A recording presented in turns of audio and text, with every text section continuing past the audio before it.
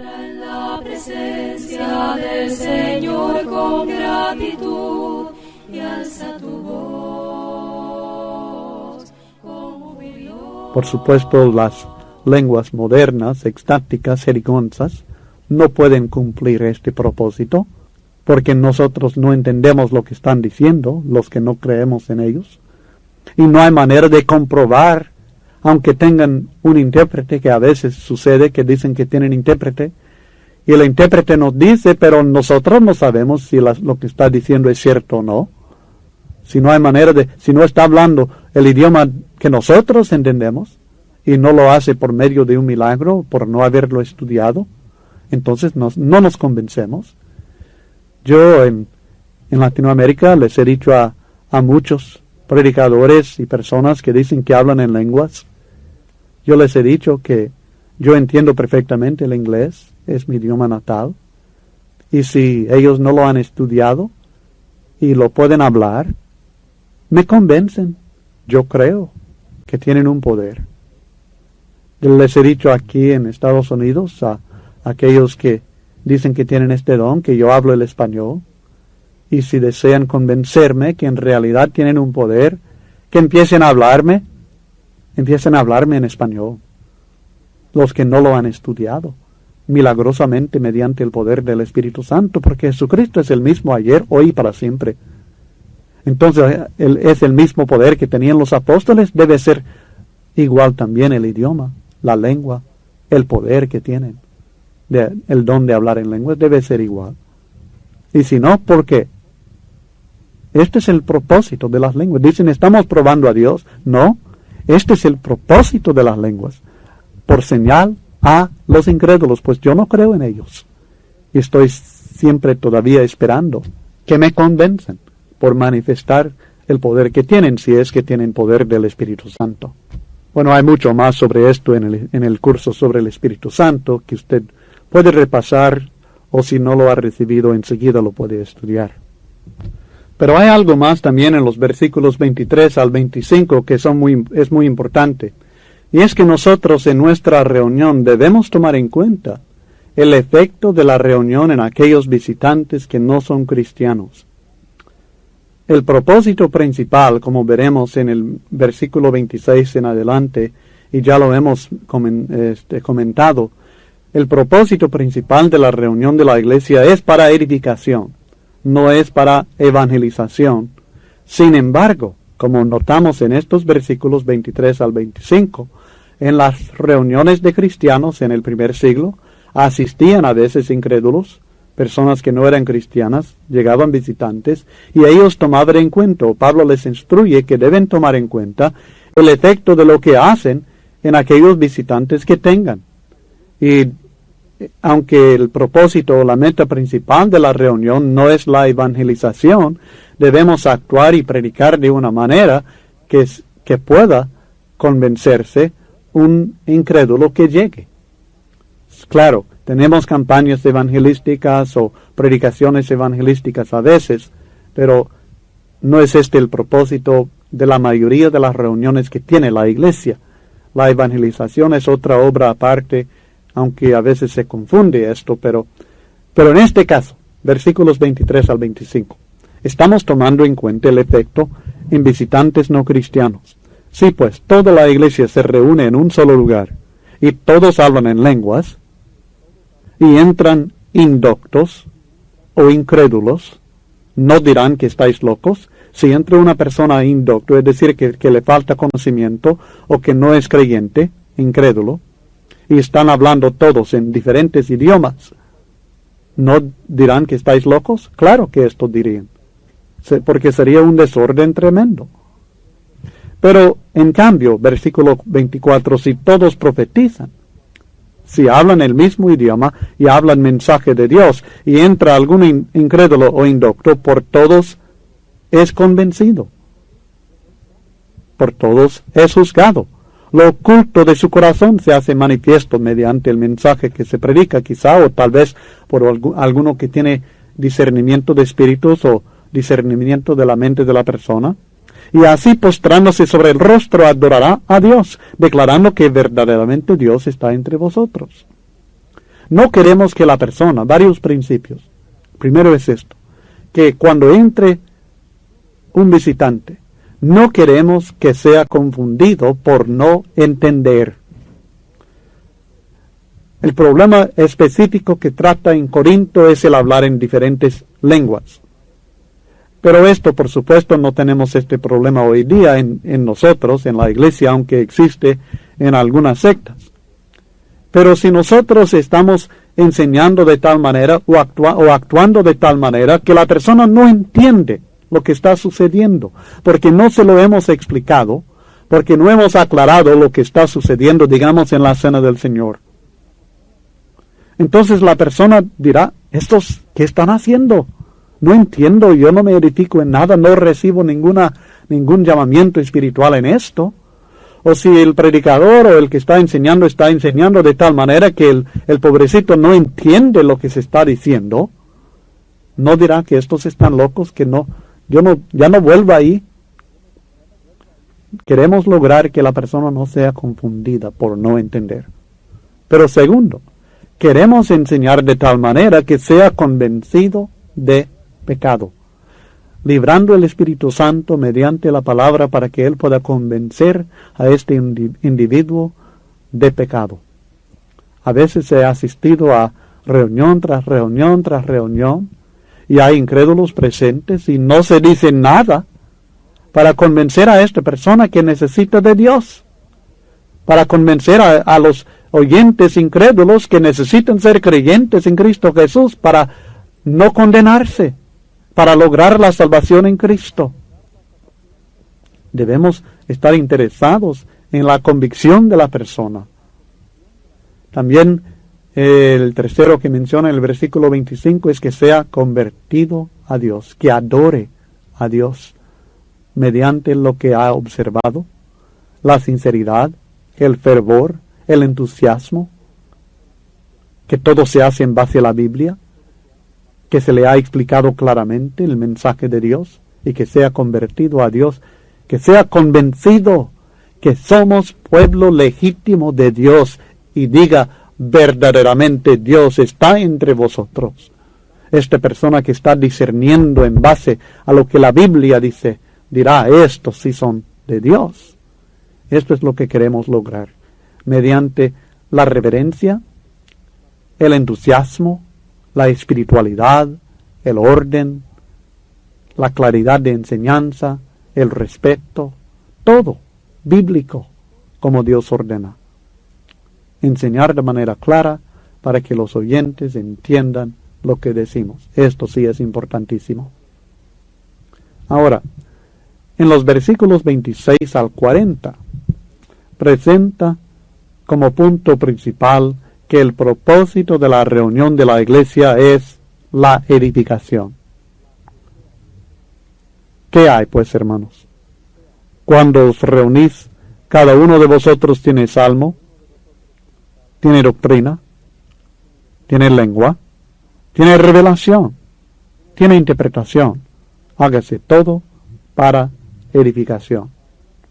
La reunión de la iglesia no es un asunto personal ni totalmente vertical entre uno y Dios. Como que llegamos nosotros a adorar y nosotros cerramos los ojos y hacemos caso omiso a todos los demás que están presentes. Yo he llegado al templo a adorar. Así piensan algunas personas. Pero no es así. Llegamos a participar en la iglesia, en la familia de Dios. No solamente entre uno y Dios, sino entre uno también y sus hermanos. Y como ya mencionamos, no es principalmente para evangelizar, sino para edificar. Y una reunión que edifica requiere cierta organización ordenada de las diferentes actividades y participantes, como veremos en los detalles de la explicación que él presenta en este párrafo. En 1 Corintios 14, 27 al 28, en cuanto a este principio de hacerlo todo para edificación, encontramos instrucciones específicas en cuanto al don de hablar en lenguas, cuando se usa en la reunión de la iglesia.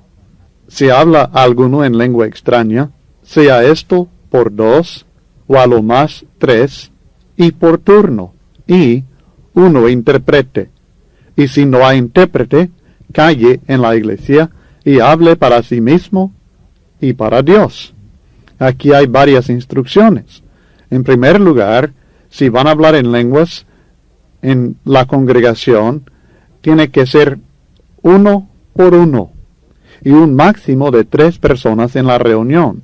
Y además, alguien tiene que traducir lo que se le está diciendo. Alguien tiene que interpretar. Y si no hay intérprete, entonces a pesar de ser don espiritual, don dado por el Espíritu Santo de Dios, el que habla en lenguas tiene que callar en la iglesia y hablar para sí mismo y para Dios. El hablar en lenguas en la reunión de la iglesia requiere intérprete. Y si no hay intérprete, la persona sencillamente tiene que callarse. Si usted ha visitado a congregaciones o sectas que participan en lo que ellos llaman el don de hablar en lenguas, aunque no lo es en realidad, usted ha observado que ellos no obedecen estos mandamientos del Espíritu Santo. Pretenden ser guiados por el Espíritu Santo, recibir el poder del Espíritu Santo, tener dones del Espíritu Santo, pero desobedecen los mandamientos del Espíritu Santo, porque hablan muchas personas al mismo tiempo en lo que ellos llaman lenguas. Y además de esto, ellos no tienen, por lo general, no tienen intérprete, no tienen una persona que esté explicando lo que este individuo que está hablando en lo que ellos llaman lenguas está en realidad diciendo. Si está alabando a Dios y cómo está glorificando a Dios, si está exhortando a la congregación o consolándonos o enseñándonos de alguna manera, no lo revelan, no lo explican. Por supuesto no pueden, pero deben hacerlo, o si no lo van a hacer, debe callarse aquella persona. Y tenía la capacidad de hacerlo, según la Biblia.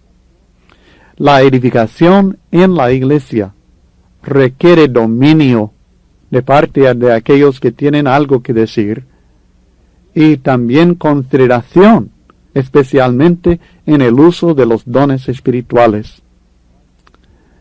Si no hay intérprete, calle en la congregación, en la iglesia, y hable para sí mismo y para Dios, o sea, a solas, en privado. Puede seguir hablando en lenguas cuanto quiera. Como estudiamos al principio de este capítulo, no habla a los hombres sino a Dios, porque nadie le entiende. Por tanto, él puede hablar él solo. Cuando está a solas con el Señor, entonces que hable cuanto quiera en lenguas, pero en la congregación, en la iglesia, no puede o no debe.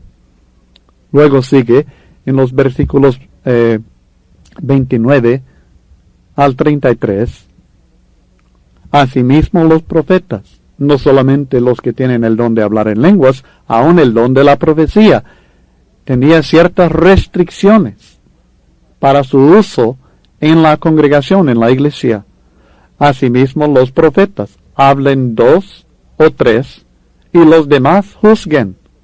Y si algo le fuere revelado a otro que estuviere sentado, calle el primero, porque podéis profetizar todos uno por uno, para que todos aprendan y todos sean exhortados. Y los espíritus de los profetas están sujetos a los profetas, pues Dios no es Dios de confusión, sino de paz.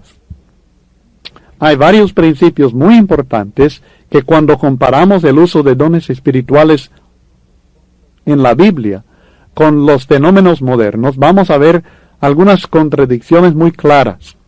En primer lugar, estas personas que tenían dones espirituales, sea el de hablar en lenguas o el de la profecía, tenían la capacidad de callarse y el deber de hacerlo. O sea que ellos tenían dominio sobre el don que habían recibido del Espíritu Santo. Esto se ve claramente en el versículo 28 cuando dice, si no hay intérprete, calle en la iglesia. ¿Cómo va a callar?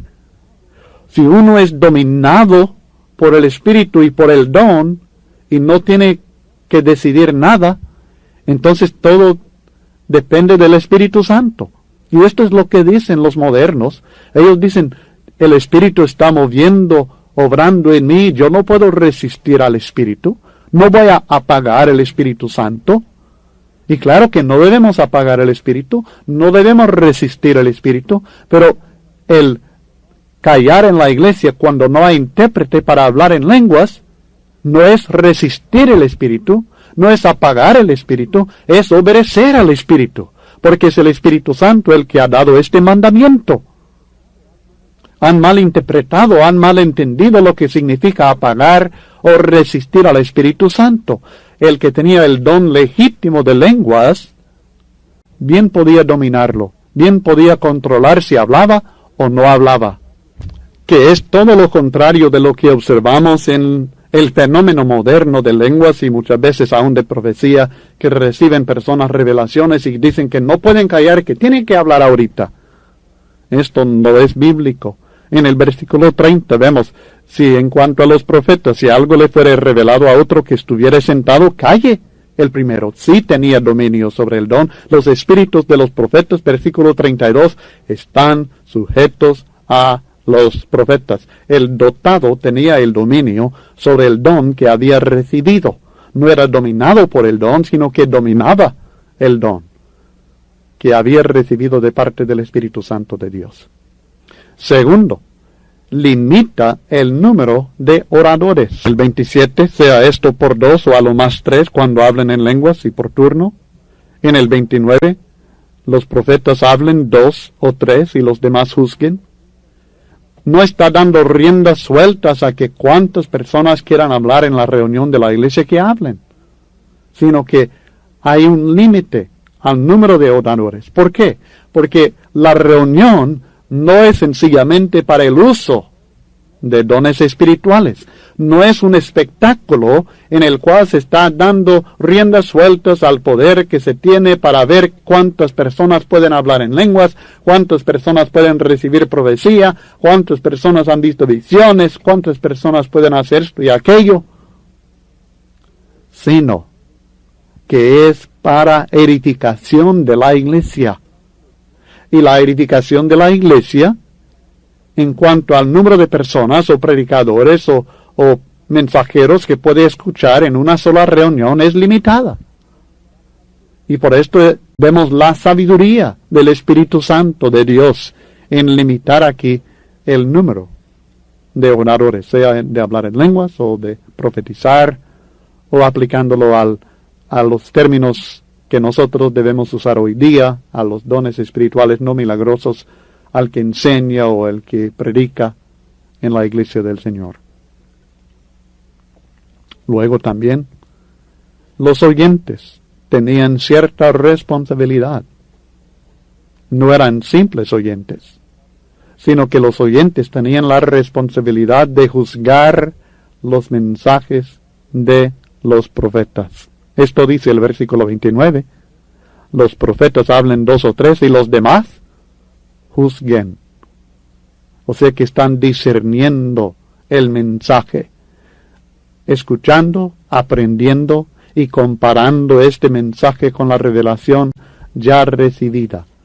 Esto es lo mismo que el apóstol Juan exhortó a todo cristiano en 1 Juan capítulo 4, comenzando en el versículo 1, cuando él nos dice: amados, no creáis a todo espíritu, sino probad los espíritus si son de Dios.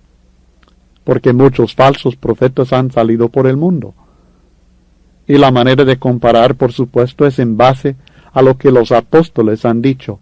Nosotros somos de Dios, dice el apóstol Juan en el versículo 6. El que conoce a Dios nos oye. El que no es de Dios no nos oye. En esto conocemos el espíritu de verdad y el espíritu de error.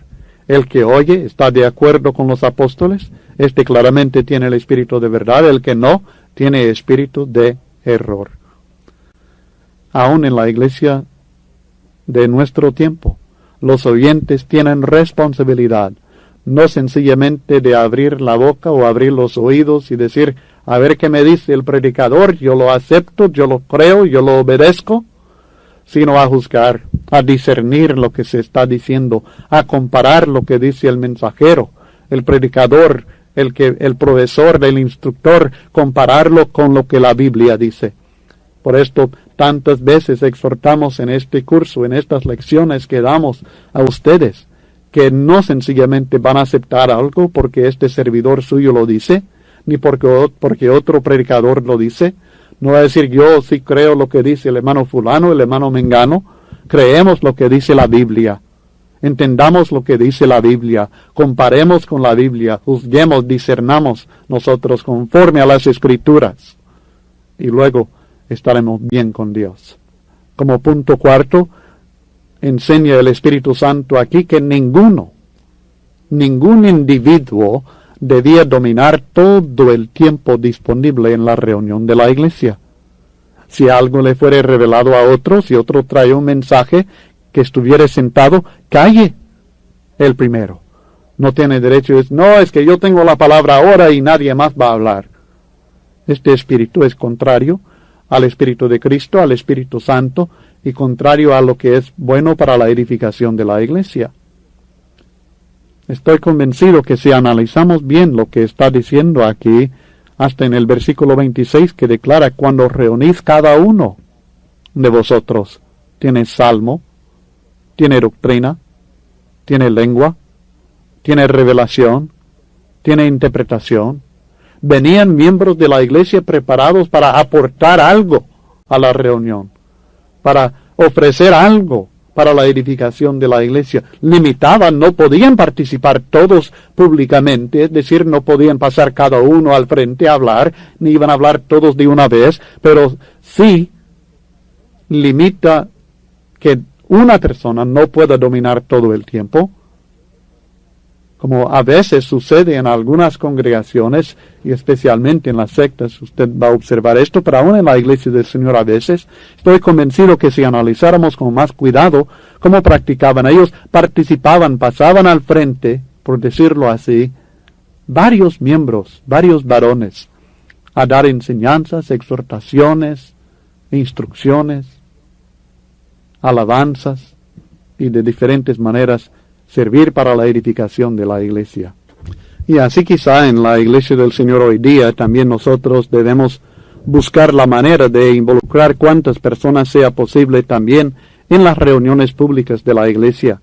No tener un solo dirigente de cantos, uno solo que siempre es el que predica, sino dar la oportunidad a diferentes hermanos que se preparen, por supuesto, preparados con madurez, con carácter cristiano, que puedan pasar también a participar públicamente de alguna manera en la reunión de la iglesia.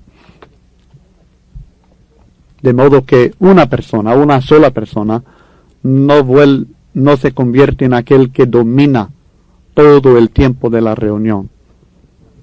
También en el versículo 31 aprendemos que no permite que hablen varias personas al mismo tiempo, porque podéis profetizar todos, uno por uno, para que todos aprendan y todos sean exhortados.